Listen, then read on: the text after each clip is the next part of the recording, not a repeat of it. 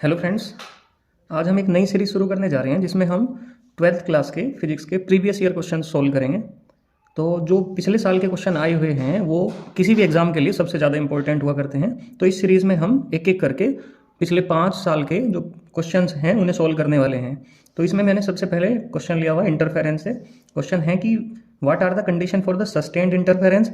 Sustained interference के लिए कौन कौन सी कंडीशंस होंगी, और draw a graph between intensity and phase difference in interference. एक ग्राफ हमें ड्रॉ करना है इंटेंसिटी और फेज डिफरेंस के लिए। समझते हैं। सबसे पहले समझना कि सस्टेन्ड इंटरफेरेंस का मतलब क्या है। सस्टेन्ड का मतलब हुआ करता है बचे रहना या जीवित रहना, इस तरह का कुछ। खैर, सस्टेन्ड इंटरफेरेंस का मतलब यह है कि वो इंटरफेरेंस पैटर्न जिसे हम ऑब्जर्व कर सकते हैं, जिसे हम लेबोरेटरी के अंदर देख सकते हैं, जो हमें दिखाई दे जाएगा कि ये डार्क फ्रिंज है, ये ब्राइट फ्रिंज है। इस तरह से जो हमें स्क्रीन पे ऑब्जर्व हो जाएगा, that is known as the sustained interference. लेकिन इंटरफेरेंस के सस्टेन्ड होने की कंडीशंस कौन सी हैं? क्योंकि ये फ्रिंज विड्थ से रिलेटेड है तो फॉर्मूला हमें ध्यान होना चाहिए कि फ्रिंज विड्थ का फॉर्मूला क्या है। वो है lambda D upon small D. Lambda होगी वेवलेंथ और डी होगी स्क्रीन और स्लिट्स के बीच की। भाई ये दो स्लिट्स हैं मेरे पास और ये स्क्रीन, इनके बीच की डिस्टेंस, ठीक है। और स्मॉल डी हो गया इन स्लिट्स के बीच की डिस्टेंस।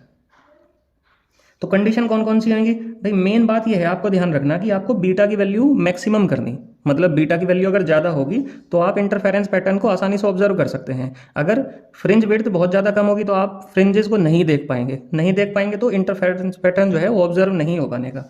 तो हम कोशिश करेंगे कि फ्रिंज विड्थ मैक्सिमम रहनी चाहिए। अब हमें दिखाई दे रहा कि बीटा जो है वो डायरेक्टली प्रोपोर्शनल है लैम्डा के। इसका मतलब wavelength of the monochromatic light should be large. ये वेवलेंथ जो होनी चाहिए लार्ज होनी चाहिए। इन्फॉर्मेशन के लिए मैं आपको बता दूं, क्योंकि रेड कलर की वेवलेंथ विजिबल पैटर्न के अंदर सबसे ज़्यादा हुआ करती है और वायलेट कलर की वेवलेंथ सबसे कम हुआ करती है। क्योंकि फ्रिंज विड्थ जो है वो वेवलेंथ के डायरेक्टली प्रोपोर्शनल है। इसका मतलब जो फ्रिंज विड्थ होगी रेड कलर की वो सबसे ज़्यादा होगी, और इस तरह से सबसे कम किसकी फ्रिंज विड्थ होगी? वायलेट कलर की।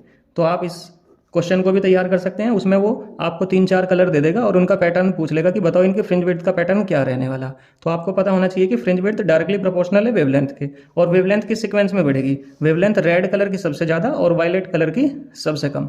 तो वेवलेंथ इस वाले पैटर्न में बढ़ेगी, वायलेट से रेड की तरफ, ठीक है। नेक्स्ट है बीटा डायरेक्टली प्रोपोर्शनल है कैपिटल डी के। कैपिटल डी क्या है? स्लिट्स और स्क्रीन के बीच की डिस्टेंस। तो ये जितना ज़्यादा होगी उतनी ज़्यादा फ्रिंज विड्थ होगी, तो ये भी आप ज़्यादा रखने की कोशिश करेंगे। नेक्स्ट है सेपरेशन बिटवीन।